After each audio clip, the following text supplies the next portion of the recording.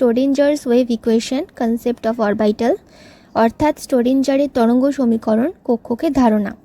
First of all আমরা জানবো, মানে এই সমীকরণটা জানার আগে আমরা জানবো যে সমীকরণটা কিসের ভিত্তিতে রচিত হয়েছে এবং কেন রচিত হয়েছে। তো দেখো কিসের ভিত্তিতে রচিত হয়েছে।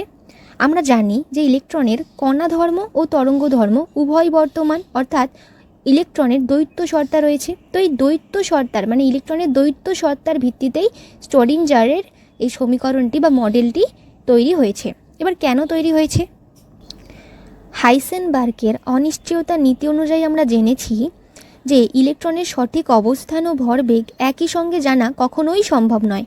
সেক্ষেত্রে ইলেকট্রনের সম্ভাব্য অবস্থান জানার জন্য এই স্টোডিঞ্জারের তরঙ্গ সমীকরণটি রচিত হয়েছিল। চলো এবার স্টোডিঞ্জারের তরঙ্গ সমীকরণটি কি জেনে নেওয়া যাক। দেখো সমীকরণটি হলো del2 psi divided by del x2 plus del2 psi divided by del y2 plus del2 psi divided by del z2 plus 8 pi square m divided by h square e minus v into psi is equal to 0।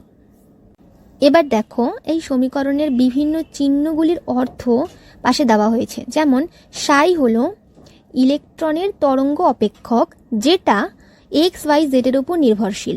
এবার x Y Z কি? X Y Z হলো ইলেকট্রনের অবস্থানজনিত ত্রিমাত্রিক স্থানাঙ্ক, মানে 3D picture যেমন হয়। Picture বলাটা ভুল, আসলে দেখবে ধরো একটা বল তুমি হাতে নিলে, বলটা কি সব দিকে গোল, এটা কিন্তু 3D পুরো রিয়েল তুমি দেখছো, কিন্তু এটা যখন তুমি খাতায় আঁকবে তখন কি এরকমভাবে আঁকতে পারবে বা সম্ভব? সেটা তুমি একটা সার্কেল এঁকে দিলে, কিন্তু ওটা তো রিয়েল নয়। রিয়েল হচ্ছে তুমি হাতে যখন ধরবে পুরো 3D পিকচারটা তুমি দেখতে পাবে, বলটা আসলেই 3Dতে কেমন, আসলেই প্রকৃত পক্ষে কেমন। ঠিক আছে, তো সেই যে 3D মডেল তৈরি করা হয় আসলে 3টি অক্ষের ভিত্তিতে, সেই অক্ষগুলিই হলো এক্স ওয়াই জেড। ওকে, তারপরে হচ্ছে এইচ হলো প্ল্যাঙ্কের ধ্রুবক, এম হলো ইলেকট্রনের ভর, ই হলো ইলেকট্রনের মোট শক্তি এবং ভি হলো ইলেকট্রনের স্থিতিশক্তি। এরকম আরও ভিডিও পেতে চ্যানেলটিকে সাবস্ক্রাইব করে দাও এবং বেল আইকনটিও প্রেস করে দাও। ধন্যবাদ।